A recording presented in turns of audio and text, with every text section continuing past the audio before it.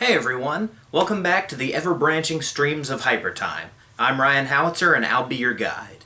Now we've talked about Batman before, mostly on The Line of Fire, where I reviewed Tim Burton's Batman.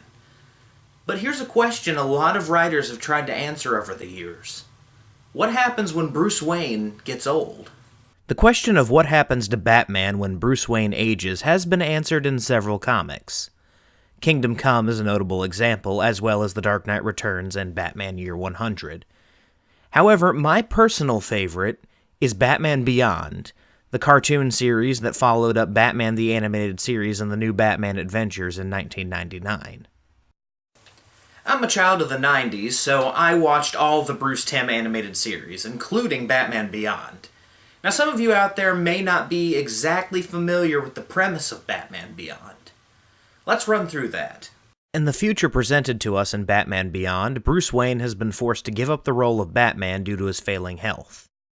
The mantle is taken up by Terry McGinnis, a 17-year-old high schooler. He fights crime in an advanced bat suit complete with rocket boots, enhanced strength, and a stealth mode. Bruce has taken on more of a supporting role, and he kinda does the same thing that Oracle did for him during his career. Although in Batman the Animated Series there is no Oracle, but I digress. Terry's Rogues Gallery consists of some newer villains, including your typical cyberpunk dystopia corporation that tries to control everything, and some of Batman's old villains, including Mr. Freeze, Bane, and even Ra's al Ghul.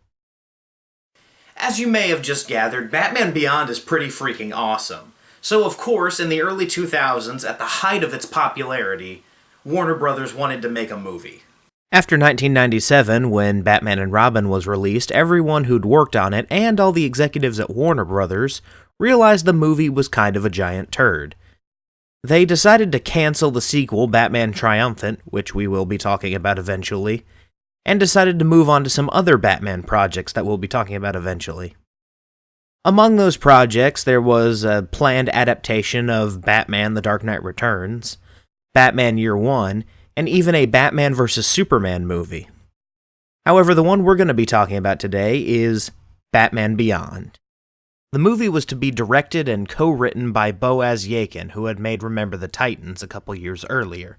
Who are the other writers for the movie? Why, none other than Paul Dini and Alan Burnett, who had created Batman Beyond and wrote several episodes. Bruce Timm was also rumored to be producer, but I couldn't find anything that could confirm this. A Batman Beyond movie, written by Paul Dini and Alan Burnett, with Bruce Timm involved? Warner Brothers, take my money! Even though there is a complete script for this movie, it has never left the Warner Brothers office. I couldn't find a single leaked copy online. So let's run through what the plot of the movie might have been. The movie probably would have started by showing us what happened to Bruce Wayne and why he decided to retire. It would probably also show us Derek Powers taking over Wayne Enterprises to create Wayne Powers, which is the cyberpunk company that tries to run everything in this series. Then it would flash forward to Terry McGinnis' time, where he's a troubled teenager living with his father who he's not exactly on the best of terms with. His father works for Wayne Powers as well, which will come into play in the plot. Terry McGinnis would then cross paths with Bruce Wayne, probably in a fashion very similar to the first episode of Batman Beyond, where Terry saves Bruce from the Joker's gang. After they return to Wayne Manor, Terry would accidentally find the Batcave while wandering around, and Bruce would angrily kick him out. Terry returns home to find that his father has been murdered.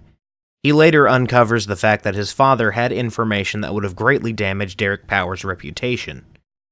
He goes to Bruce to ask Bruce for help, but Bruce refuses because he feels he's too old and can't do anything. In anger, Terry steals the Batsuit and goes after Derek Powers himself. Bruce initially demands that he return the Batsuit, but Terry convinces him that the world once again needs Batman. So the two partner up and begin fighting crime in the cyberpunk future. Terry's origin probably could have filled a movie all by itself, but just an origin story is usually pretty boring, so they'd probably want to throw in Blight or Shriek or one of the other Batman Beyond villains. They could have also had him go toe-to-toe with one of Bruce's rogues, like Mr. Freeze or Ra's al Ghul. In fact, I even heard rumors that Jack Nicholson wanted to come back as an aged Joker, but we'll save that for speculative casting later on. Okay, so you have an extremely popular comic book character, a great futuristic cyberpunk concept, the original creators involved. How did this not get made? As it turns out, Dini, Burnett, and Yakin ended up turning in an R-rated script for the movie.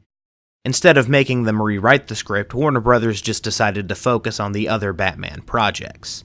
Specifically, they turned their eyes towards Christopher Nolan's Batman project. Let's move on to speculative casting.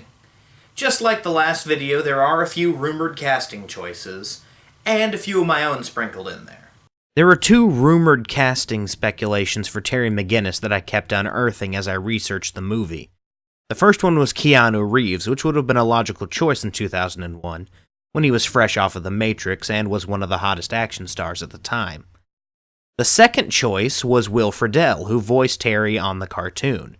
Now, I know what some of you are thinking. Eric Matthews is a superhero? Really? That would be stupid. And I have to agree with you. I don't think he would have been able to pull off the role. I also kept hearing Paul Newman and Clint Eastwood's name for Bruce Wayne. Both of those choices would have been awesome. In fact, get used to hearing me say Clint Eastwood's name for Batman in future episodes, especially when we talk about the 70s and 80s Batman movies. Now for Derek Powers, I'd have to go with Kevin Spacey, because Derek Powers is a ruthless businessman and Kevin Spacey is Kevin Spacey. As I mentioned before, Jack Nicholson reportedly expressed interest in playing an aged Joker in the movie. He also expressed interest in returning in a dream sequence in Batman Triumphant. However, Batman Triumphant at this point had been flushed down the toilet, so he probably just jumped ship and decided that he wanted to be in Batman Beyond. I heard a rumor that the Batman Beyond movie was supposed to be in canon with the Tim Burton Batman movies, so Jack Nicholson showing up as Joker would be pretty cool. However, it would also raise the question of how did he survive falling off of that giant cathedral? That is pretty typical in comic books. Death is not permanent, just get over it. The movie wasn't actually made. Will this movie ever see the light of day? I think so. It's a really cool concept. It would make an awesome movie, and I think it really needs to be explored. Well, our adventure on the ever-branching streams of Hypertime has come to a conclusion once again. Next time, we'll be looking at 10 actors who almost got to play superheroes. I'm Ryan Howitzer, and I'll see you next time.